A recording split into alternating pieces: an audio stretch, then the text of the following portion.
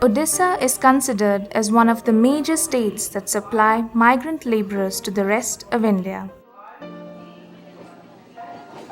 According to an informal estimate, around 1 million people migrate from Odisha alone due to distress conditions such as acute poverty, hunger, failure of anti-poverty program, displacement, natural disaster, and also due to ethnic and communal conflicts.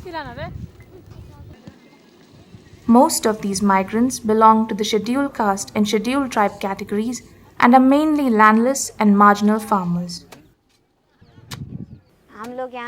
We were working there as daily wage laborers in the agricultural field. The earnings were so less that we were barely able to feed ourselves. So we came here to work.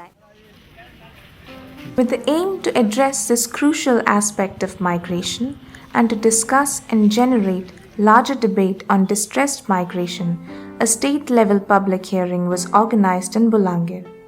This gave a platform to these migrants to come forward and testify their experiences in front of a gathering of journalists, academicians, social activists, jury members, observers, and people at large. Public hearing is a forum where people will share their problems and difficulties. There will be a jury which will consider all aspects of complaints and will give a verdict. The verdict is likely to pressurize the government. Organized by Sampurn Marudi Pratikar Udyam, Western Odisha Migration Network and Food Rights Collective, and jointly supported by Aide Action International and Action Aid India, this public hearing brought out many crucial aspects of migration. The event also witnessed participation of more than 1,000 people. Tutu Jani migrated to Hyderabad from Koraput district due to non-availability of work under the much-hyped Mahatma Gandhi National Rural Employment Guarantee Act. No work at the village. There was nothing to eat near us in 2008.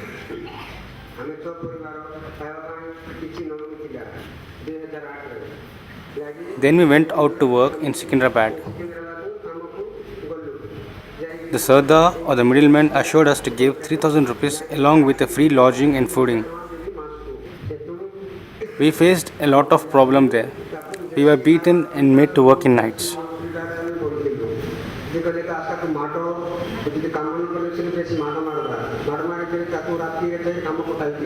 To my knowledge, the main problem in MG and REGA is the delayed payment.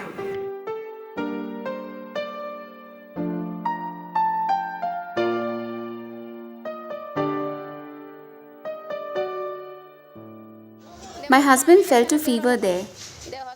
Sardar denied to help us, but owner got an auto rickshaw reserved. We took him to the hospital. He was given saline, but the next day when saline was continuing, he passed away. He does not have any land, any other sources of livelihood. He has nothing. How does he survive? Therefore, he is forced to migrate no matter how much difficulty he faces there. The advance money received from the middleman, Sardar, is out of greed.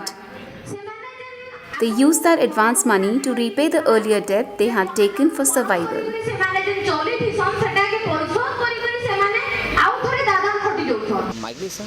Migration is a regular phenomenon in Nuapada district. After 2001, the Dalals take people into the system called Paturia. The Paturia system constitutes three people, a child, his father and a mother. They take a lump sum amount as advance money before Navakaya, the festival time. And during November, they start migrating out.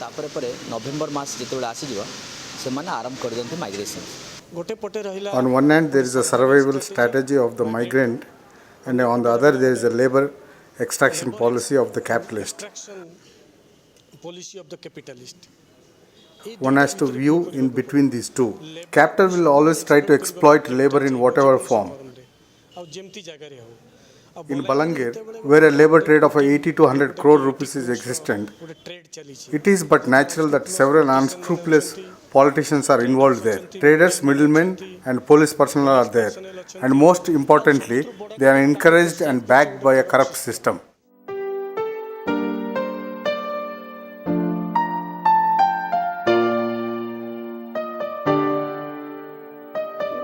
I had gone to market. He came and spoke to my wife. He did not speak in a proper manner. He spoke unacceptable language and then entered into my house. 3 girls from Balangir were raped in workplace. We pursued the case till 2010 in Hyderabad court and finally one person was convicted. But out of 3 girls, only 1 girl could go there to the court. The problem is once they come back to the villages, they do not go again for the case hearing.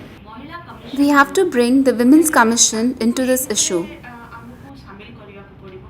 As we know that people from Odisha go to Hyderabad or any other state, we can network with the Women's Commission of these states.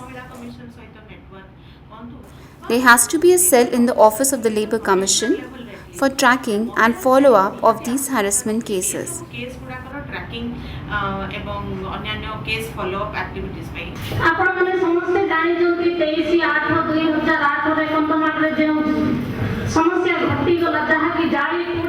This is Premshila Diggal, who lived in Kandhamal till 2008 but had to migrate to Bhubaneswar due to communal violence.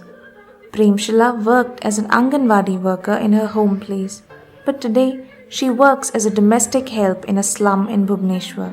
She is barely able to feed herself and her children. Reports of children meeting with accidents have come up. The vulnerable group of young children are made to work like any adult person.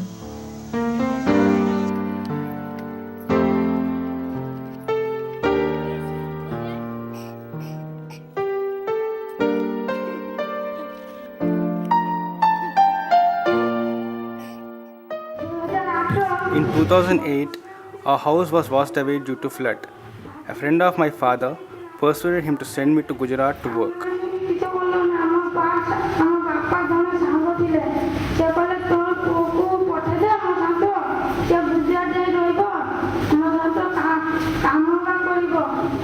After going there, I was beaten and scolded by the owner. He used to come drunk and kick me.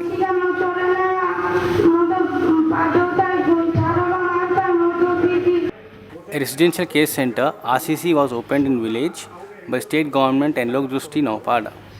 This boy stayed there and read while his parents were migrating. This year he completed matriculation. Had there not been this season hostel, he would have continued to migrate with his parents. After the Right to Education Act and child labor prohibition laws, we have to ensure that these children are in school.